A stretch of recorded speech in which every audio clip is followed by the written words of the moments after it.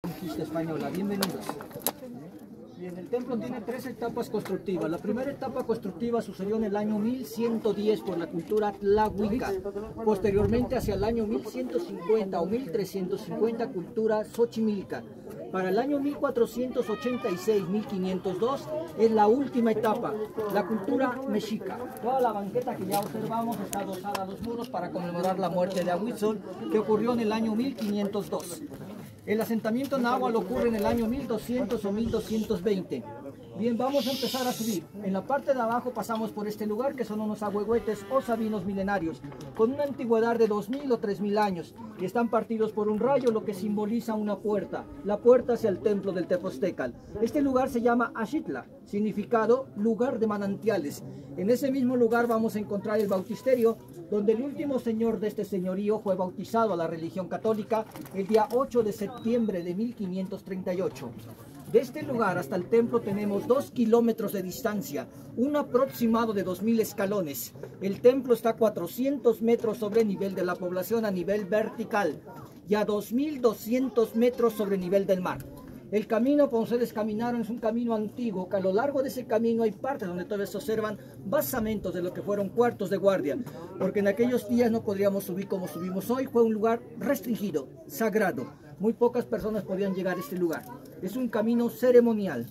Llegamos a la parte alta. Este es el último tramo de la angosta cañada, que sin duda fue rellenado desde la época en que se construye el templo, acondicionado para que pudieran subir los peregrinos a rendir culto a Ometoztli o Tepostecal. Este trabajo es increíble y admirable. Encierra un gran misterio por la clase de herramientas que se utilizaron y el enorme volumen de material que se utilizó para el relleno, que solo se pudo ver obtenido cortando la parte alta del cerro y formando la explanada en que se asienta el templo, según observaciones que se han podido hacer. En el lado oeste del Teposteco, donde nos encontramos, se encuentra una de las terrazas más altas de este lugar. Sobre de ella un basamento piramidal con 2 escaleras, una al este, la otra al sur, cual fue utilizado para construir el templo.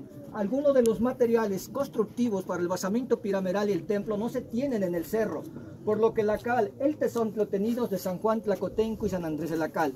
El pueblo de San Juan se encuentra a 10 kilómetros al norte y el pueblo de San Andrés 10 kilómetros al sur. La escalera del lado sur nos conduce a lo que es la explanada del templo. En medio de esa explanada existía un pequeño altar, el cual se podían hacer rituales sin la necesidad de subir al templo.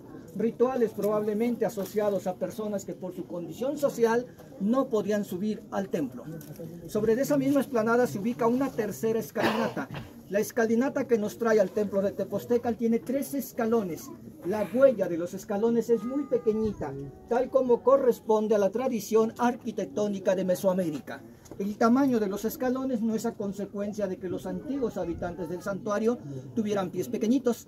Esto se hacía para obligar al que subiera al templo que lo hiciera con respeto y ligeramente inclinados. Asimismo, al descender se hacía en diagonal para evitar darle espalda al dios Tepostecal. El número 13 de los escalones es muy importante, ya que está relacionado con la concepción del universo mesoamericano, y 13 eran los días que tenía la semana del calendario ritual. Las paredes del templo presentan un perfil de taluz y tablero. Este es el taluz y este es el tablero. Taluz y tablero. Taluz y tablero. Este complejo arquitectónico fue muy común para el periodo posplásico. En algunas de las estructuras donde se encuentran más tempranos son, por ejemplo, en Teopanzolco, en la ciudad de Cuernavaca. Al igual que en el templo del Tepostecal aparecen los 4 costados. También se encuentra en Tenayucan, Santa Cecilia y en alguna de las etapas tempranas del Templo Mayor y Tlatelolco. En estos 2 últimos lugares, el taluz y el tablero aparecen asociadas al templo de Tlaloc, por lo que se puede proponer que este estilo arquitectónico está dedicado a las deidades de la fertilidad, como debió ser el caso de Tepostecal.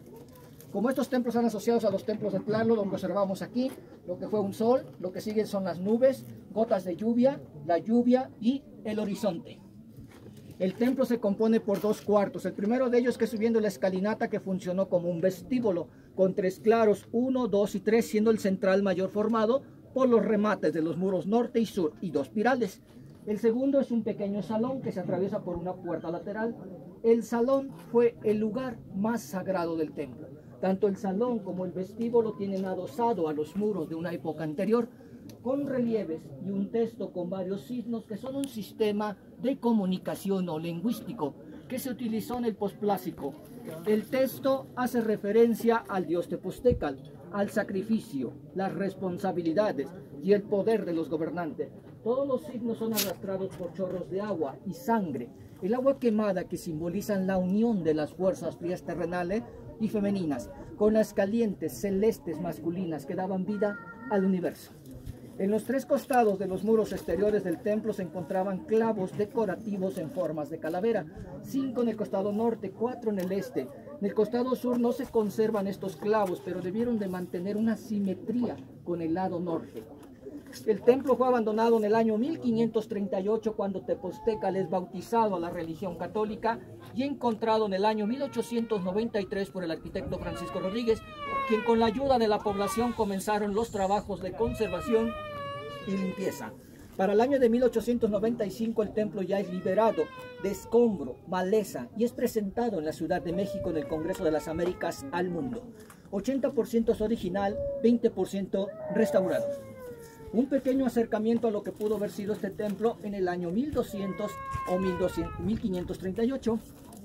Un pequeño acercamiento a lo que pudo haber sido este templo. Los restos de este cuarto los vamos a observar en el lado sur. Los restos de este pequeño cuarto los vamos a observar a mano derecha. Este es el sistema de terrazas. Y aunque el techo no se conservó, se supone que fue un techo plano, soportado por una estructura de vigas de madera.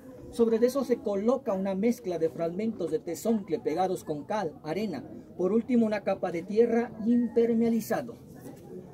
El templo fue dedicado a Tepoztecal o Ometoztli. Ometoztli fue un ídolo de piedra, labrado en piedra, que quiere decir Dios de dos conejos. Ome significa dos. Ometoztli, dos conejos. Tepoztecal fue el último señor de este señorío. Su representación físicamente de Ometoztli. Esto es a la divinidad consagrada por la mitología agrícola, como dios del pulque, las cosechas y la fertilidad. Este templo y el dios Tepoztecal fueron tan importantes que se han encontrado evidencias de peregrinos que llegaban desde Chiapas y Guatemala.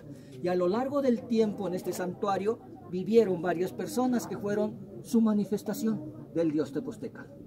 Tepoztecal, Tepozteco y Tepoztlán tienen la misma raíz. Tepozteco es el nombre del cerro, su significado es casa del Tepoztecal. Tepoztecal, su significado es señor de Tepoztlán. Y el nombre de Tepoztlán proviene de sus raíces simbólicas, Tepoztli, cobre o fierro, tlán, abundancia o lugar.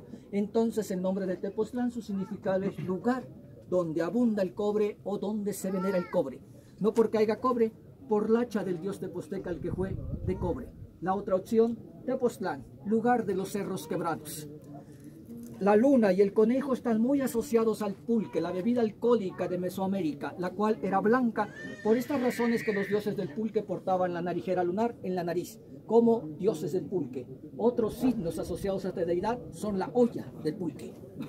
Las culturas que vivieron en México utilizaron piedra volcánica para elaborar basamentos piramidales, conocidos como pirámides, templos o plataformas, construidos astronómicamente a los movimientos de la Tierra, el Sol, la Luna y Venus, orientados hacia un grupo de estrellas que hoy conocemos como la constelación de Orión. Como tal, en México no tenemos pirámides. En México no existen las pirámides. Una pirámide es aquella que tiene 5 puntas, 4 en la base, 1 en la parte superior. Las culturas que vivieron en México no construyeron pirámides, sino centros ceremoniales o centros sagrados, dependiendo el uso que se le daba a los edificios.